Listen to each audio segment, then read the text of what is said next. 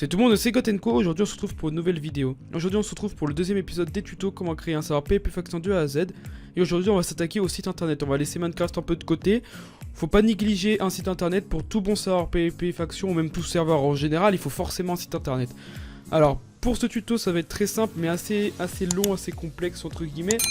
Parce qu'on va devoir s'attaquer autre que du Minecraft. On va s'attaquer tout ce qui est web, base de données, etc. Alors vous inquiétez pas, c'est tout bête, c'est pas compliqué. Vous avez juste à suivre le tuto à la lettre. Dans tous les cas, si vous avez un problème, comme d'habitude, vous allez dans le lien dans la description, le Discord, je réponds à tout le monde. Voilà, pas besoin de spam bien sûr, juste me mentionner parce que j'ai eu quelques retours. Du coup voilà, alors tout d'abord il va vous falloir un logiciel pour ce tutoriel. Il va vous falloir WinSCP pour ceux qui ne l'ont pas. Ou FileZilla pour ceux qui l'ont, c'est la même chose. Mais je préfère WinSCP, ça va vous permettre de vous connecter à votre FTP de votre serveur. Et puis voilà, une fois je vous mettrai le lien dans la description, vous vous installez et puis voilà. Vous allez aller dans le site qui sera dans la description qui est mineweb.org, qui est un CMS de création de site internet, qui est un CMS français, un des meilleurs pour moi, qui est gratuit. C'est le CMS que presque tout le monde utilise. Vous cliquez sur télécharger le CMS et hop là, il va se télécharger. Une fois qu'il est téléchargé, vous le mettrez sur le bureau. Là, vous allez aller sur le deuxième lien qui est Webstrator, qui est un hébergeur web. Pourquoi Webstrator? Vous allez me dire parce que déjà ils ont des très bonnes performances pour le prix. Et puis aussi qu'ils offrent un mois gratuit, justement le premier mois est offert. Voilà. Mais bien sûr, on ne peut pas faire un serveur gratuitement, un site web gratuit, du coup le premier mois est gratuit. Mais si votre serveur dure plus d'un mois, il va falloir payer tous les mois, soit 1,50€, soit 3€, soit 10€. Du coup là, je vais créer un compte avec vous, pour avoir le mois gratuit et on va installer tout ça. Alors, excusez-moi, je reprends, bon ça a bien changé, c'est juste que je me suis mis en navigation privée parce que j'ai déjà un compte en fait. Du coup on clique sur commander maintenant. Hop. Là, ça va vous demander de choisir un nom de domaine. Alors, je pense que si vous êtes là, vous savez pas vraiment ce que c'est un nom de domaine ou vous y connaissez pas beaucoup. Alors, dans ce tuto, je vais pas vous montrer comment avoir un nom de domaine gratuit. On va prendre le nom de domaine qui est fourni par Webstrator. Et puis, si vous voulez vraiment un tutoriel comment bien sécuriser son site, etc., tout ce qui est relié à un nom de domaine, à son site web, etc., vous me le dites sur le Discord ou en description, hein, enfin dans les commentaires plutôt. Et puis, je verrai si vraiment vous êtes chaud pour que je fasse une vidéo dessus. Vous cliquez sur je n'ai pas de nom de domaine, je souhaite utiliser un sous-domaine par Webstrator. Là, vous voyez qu'il y a il faut fournir un nom de domaine en .websr.fr. Vous allez mettre le nom de votre serveur. Par exemple, moi je vais l'appeler tuto mineweb comme j'ai choisi là, mais avec 2B parce que j'ai déjà failli commander. Ah, si je fais juste un B, est-ce qu'il est bon? Ouais, en fait il est bon. Du coup là, une fois que vous êtes là, ils vont vous dire il y a 1,50€ ou 3€ si vous prenez le deuxième offre. Mais bon, voilà, prenez cette offre là si vous pouvez pas vous permettre de la payer l'autre derrière. Là vous avez le premier mois est offert avec le code promo GiveMon. Vous faites copier, hop, on clique sur continuer. Là vous voyez, hop, vous entrez le code promotionnel ici, validez le code. Et voilà, là vous voyez qu'il est à 0€. Vous faites passer la commande. Là vous vous demandez de créer un compte. Du coup on va se créer un compte. Hop, on crée le compte. Mettez des vraies informations hein, parce que c'est important. Hop, régler la commande. J'ai lu, j'accepte les conditions, régler la commande. Voilà, une fois que vous avez commandé, normalement vous avez atterri ici. Ça va mettre votre numéro de commande que comme quoi vous avez bien passé la commande. Ça veut dire que tout s'est bien passé. Vous faites continuer vers l'espace client. Alors voilà, vous avez votre service web qui est actif. Ça veut dire qu'il est actuellement, il fonctionne. Vous allez sur ce site, vous allez voir, voilà, vous savez que la connexion n'est pas sécurisée. Et voilà, votre site web est fonctionnel, tout simplement. Du coup, ce qu'on va faire d'abord, avant de commencer à installer MyWeb, c'est qu'on va mettre le HTTPS. Le HTTPS, c'est tout simplement le fait d'avoir les... HTTPS, en fait, c'est le petit cadenas qui est ici. Vous voyez, la connexion est sécurisée. C'est ce qui permet de sécuriser en fait votre connexion, de mettre une certification à votre site web. Ce qui va rassurer les gens qui vont sur votre site, tout simplement. Et vous allez voir, par exemple, la certification délivrée à Webstrator par Let's Encrypt Authority x3 ou x3, je sais pas comment ça s'appelle. Et en fait, ça va être ça qu'on va avoir nous sur notre site. Du coup, pour l'avoir, tout simplement, on va cliquer sur aller à votre panel Plesk. Là, on va atterrir ici. Là, on va aller sur Let's Encrypt. Voilà. adresse email, ça c'est l'email que j'ai choisi. Alors, dans le nom de domaine, on va inclure le www. Pour ceux qui veulent mettre, regardez, vous voyez, vous avez l'exemple. En gros, ça veut dire que le HTTPS sera avec votre www. Sécuriser les messages web, ça on s'en fout. Et mettre certification SSL, ouais, ça on s'en fout. On fait installer. Hop là, la certification SSL a été installée. Du coup, maintenant, je sais pas si c'est instantané, mais normalement, là, ça sera bon. S'ils sont vraiment rapides. Voilà, bon, ça marche. C'est instantané. Vous voyez que le même certification SSL pour mettre en HTTPS, le petit cadenas, a été installé sur notre site. Du coup, voilà, là, on va laisser ce site ouvert qui va être utile pour la suite. On va le mettre de côté. Là, on va aller où on était tout à l'heure, c'est-à-dire là, et on va prendre MindWeb et le glisser sur le bureau. Voilà. Du coup, maintenant qu'on l'a glissé sur le bureau, vous allez l'ouvrir, vous allez voir que vous allez avoir un petit dossier, un petit fichier. On le met sur le bureau. Voilà. On le met sur le bureau, on supprime celui-là, on laisse ça là, et on va retourner sur notre panel Plesk. On va aller dans Accès FTP. Ajouter un compte FTP. Nom du compte FTP, on va mettre par exemple tuto MindWeb. Mot de passe, afficher, générer un mot de passe. On va l'enregistrer ici, comme ça on est sûr. Ok. Tuto MindWeb. Tuto Mine. Tout simplement on va mettre. Ok. Existe déjà. Tuto Mindset. Voilà. Là du tout, tuto Mindset a été créé. Là du coup, on a notre accès FTP comme on l'a vu tout à l'heure. On copie. Alors, pour WinSCP, on se connecte. On lance WinSCP.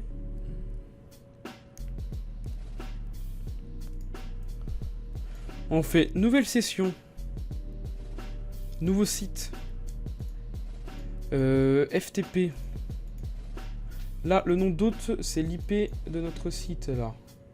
Normalement, on peut le voir. Je sais plus exactement où c'est. Là, IP de notre site. Et là. Nom d'utilisateur, c'est le nom d'utilisateur qu'on a créé. Mine. Non, c'est tuto mine 7. Le mot de passe. Sauvegarder. Enregistrer le mot de passe. Là, du coup, il s'est créé ici. On se connecte. Et là, on est connecté. Là, maintenant connecté, pardon, on va aller dans HTTP doc. C'est où tous les fichiers où notre site va être stocké. On supprime ça.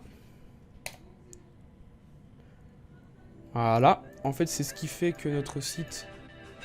On clique dessus. Là, voilà. Normalement, là, voilà. Là, il n'y a plus rien dans notre site. On va prendre MindWeb CMS. On va l'ouvrir. On va juste supprimer le point GitHub, là, qui fait moche. On prend tout et on fait glisser dedans. Et là, ça va s'upload. Juste attendre. Voilà, une fois que c'est fini d'upload, on n'a plus besoin de ça. On peut le supprimer. Tout est bon, on a fini avec MindWeb. Ça, on s'en fout. Ça, on s'en fout. Ça, on laisse là parce qu'on aura besoin. Ça, on peut fermer. On va juste laisser notre panel Plesk ouvert parce qu'on en aura besoin plus tard. Là, du coup, notre site est installé. On a fait la moitié du tutoriel. On a fait le plus compliqué. Là, ce qu'on va faire, c'est qu'on va aller sur notre site. Du coup, tuto MindWeb. Hop.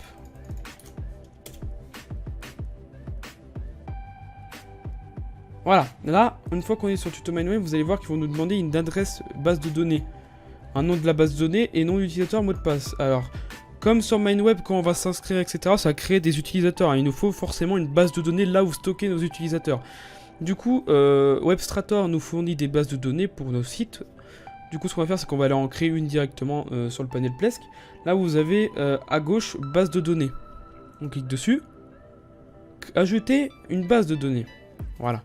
Là, vous voyez qu'ils ont créé une directement. Nom de la base de données, tuto MindWeb underscore. On va prendre ça. Nom d'utilisateur de la base de données, je vous conseille de mettre la même chose pour pas vous perdre. Mot de passe, on va générer un mot de passe, afficher, CTRL-C. Voilà. Autorisé depuis n'importe quel hôte. Ça, je vous conseille de l'activer. Ce qui va vous permettre de mettre vos plugins avec votre base de données si jamais on en a besoin pour plus tard. Parce que du coup, ce site, on va le garder pour nos prochaines vidéos. Pour, par exemple, le relier le serveur au site. Ça, je le ferai plus tard. Du coup, ce qu'on va faire, c'est que du coup, on va mettre OK. Autoriser l'autre, n'importe quel hôte. Ok. Voilà. Là, on va mettre information de connexion. Du coup, faut pas qu'on oublie le mot de passe, on va le noter là. Là, vous avez les informations de connexion par rapport à la base de données. On va retourner sur installation MineWeb. Le mot de passe, on va le coller pour pas le perdre. Là, nom de la base de données, tuto MineWeb. Du coup, nom de la base de nom d'utilisateur, pareil que nom de la base de données parce qu'on a mis la même chose. Hôte localhost. Et puis voilà. Tester et enregistrer. Et là, vous voyez que tout est bon. Puis il a réussi à se connecter à la base de données. On clique installer la base de données. Voilà, là il a installé la base de données. Là maintenant, on va créer le compte administrateur du site. C'est-à-dire nous. Mettre Cotenco. Mot de passe, on met le mot de passe. Un mot de passe pour vous connecter. Cotenco. Voilà, mon adresse mail. Suivant. Passer à l'utilisation. Là, vous voyez que notre site a été créé. Il a bien été créé. On a un autre site, c'est le nôtre. Il nous appartient, il marche, etc. Du coup, ce qu'on va faire déjà, c'est qu'on va se connecter au site. Voilà, les identifiants qu'on vient de mettre juste avant. Se souvenir de moi. Connexion. Là, on a été connecté. On clique sur la petite flèche en haut et on a un panel administrateur. Ce qui nous permet de gérer notre site internet. Par rapport au thème, par rapport à la boutique, etc. On clique dessus.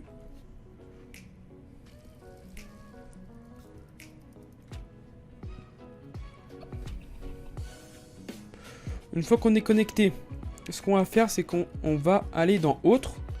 On va installer déjà un thème. Un thème, je vous laisserai les voir, tous les thèmes disponibles, il y en a pas mal. Moi, je vais installer le thème Darker. Voilà, j'ai pris au hasard, on clique sur Installer.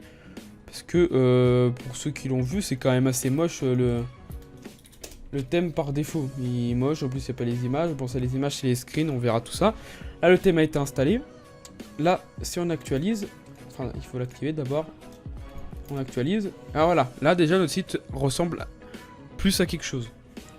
Et qu'on a un thème, voilà, on a une vidéo qu'on va pouvoir changer, on a l'option pour aller voter. Voilà. Du coup là notre thème est installé.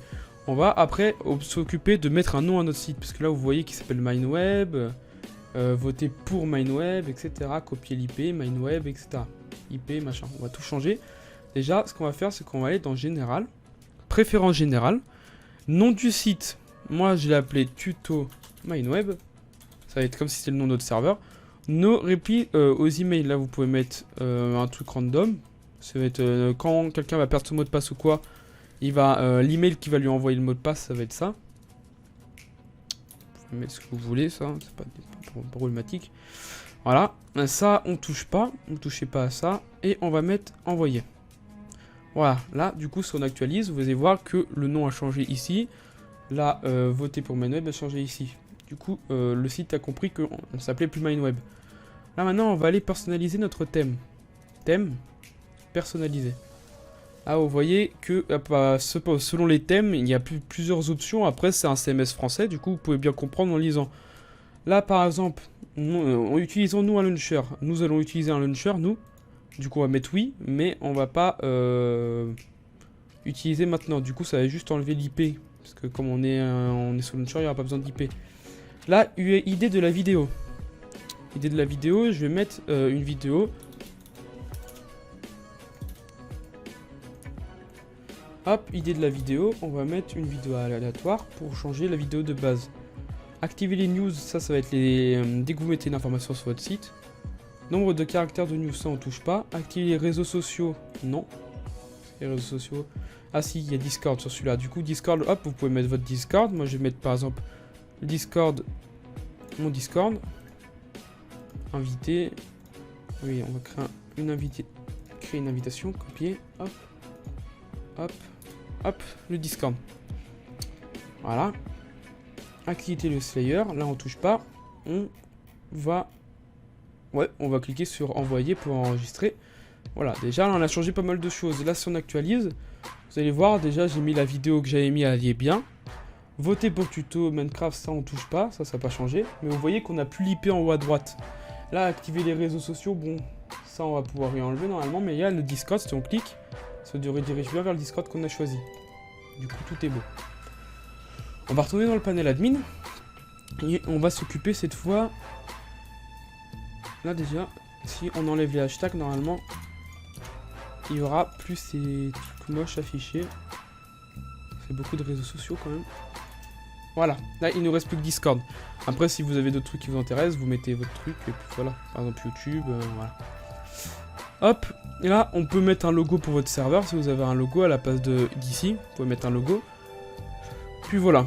Du coup, après vous pouvez fouiller, vous avez des liaisons serveur-site, ça je le verrai dans le prochain tuto quand on s'occupera de créer la boutique, etc. pour le serveur. On va pas s'en occuper tout de suite, là on va déjà installer la base pour tout bien commencer.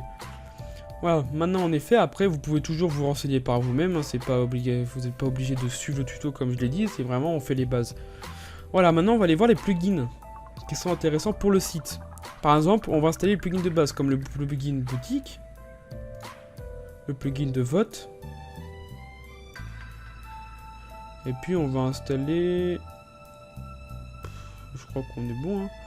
On peut installer allez, le plugin code cadeau. Pourquoi pas. Pour les codes cadeaux. Voilà. Là on est bon. Du coup après, pour gérer le shop, ça du coup ça vous a créé des nouveaux onglets. Normalement si on actualise, du coup... Voilà, là vous avez la boutique, ça on s'en occupera plus tard, on fera ça dans une autre vidéo parce que sinon cette vidéo durera 3 heures et puis tous les cas on a à peine commencé notre serveur, on va pas s'occuper de faire une boutique, c'est pas le plus important pour le moment.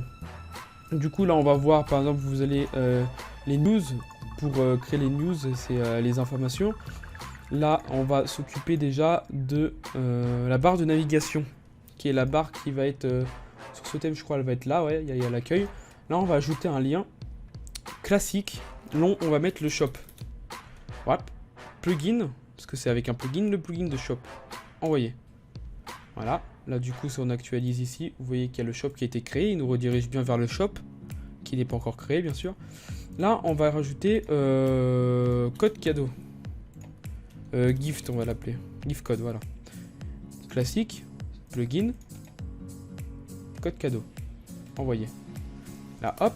Vous voyez, gift code, et là vous avez le code cadeau que vous pouvez créer en fouillant normalement, je pense c'est dans autre ou dans plugin, code cadeau, gérer les codes, et là vous pouvez créer un code cadeau, combien de points boutique ça donne, pour gérer le nom des points boutique vous allez dans préférences générales, normalement c'est par ici, préférences sociales ça on s'en fout, préférences ici, je crois que c'est... Ah là, nom de la monnaie au singulier, point, et nom de la monnaie au pluriel, point boutique, enfin point avec un S. Voilà, du coup là on est bon. On va retourner dans barre de navigation, ajouter, on va faire le vote. Voilà, classique, plugin, vote, envoyer. Voilà, là, si on va dans accueil, vous voyez qu'on a le truc de vote ici, on mettait votre pseudo, etc. Là, déjà, en 10 minutes à peu près, notre site ressemble déjà à quelque chose. On a fait quand même beaucoup, on a beaucoup avancé sur le site. Cependant, je vais pas relier le serveur, le site au serveur maintenant, je vais pas m'occuper de créer la boutique, gérer les votes, etc. Parce que sinon la vidéo durerait plus trop de temps. Là, on a juste installé le CMS, installé les bases du site. Et on s'occupera de voir ça dans un prochain épisode, pas tout de suite, parce que dans tous les cas, voter et sa boutique, c'est pas le plus important pour le moment. Du coup voilà, je crois qu'on a fait à peu près le tour du CMS, il y a beaucoup de choses que vous pouvez regarder, après c'est du français comme je l'ai dit, vous pouvez voir, vous pouvez tester tous les thèmes. Si vous avez des mises à jour, vous cliquez sur mettre à jour et vous pouvez vous mettre à jour le CMS. Et puis voilà. Sur ce, je crois que ça va être tout. Si jamais vous avez des problèmes, le Discord est en description. Vous avez les commentaires. Mais bon, pour un problème, c'est mieux d'aller sur le Discord. Et moi, je vous dis à très bientôt pour une nouvelle vidéo. Laissez un pouce bleu pour soutenir la chaîne. C'était Gotenko. À la prochaine. À plus.